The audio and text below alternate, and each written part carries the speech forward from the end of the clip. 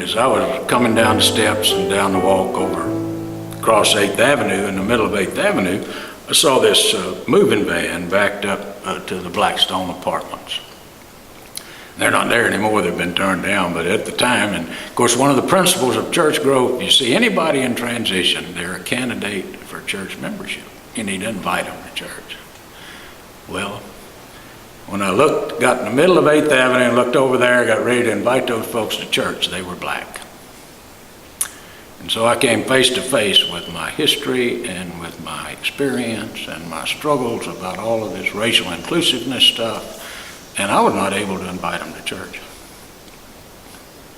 So I was paralyzed there in the road. You know, I had a sense of God asking me to invite them to church, but I just couldn't do it. I don't know how long I was there in the middle of the road. It was a very difficult struggle. And I was just paralyzed. The cars going boom on both sides of the turn lane. And finally I had a sense of God saying to me, Lawton, if you can't invite those folks to church, I can't use you in Birmingham. To go back across the street, pack your stuff, and leave. Well, I was too ashamed to go back, pack my stuff and leave and say I didn't want to be involved in ministry there. And so I reluctantly went across the street and invited them to church. And of course, they knew my reluctance.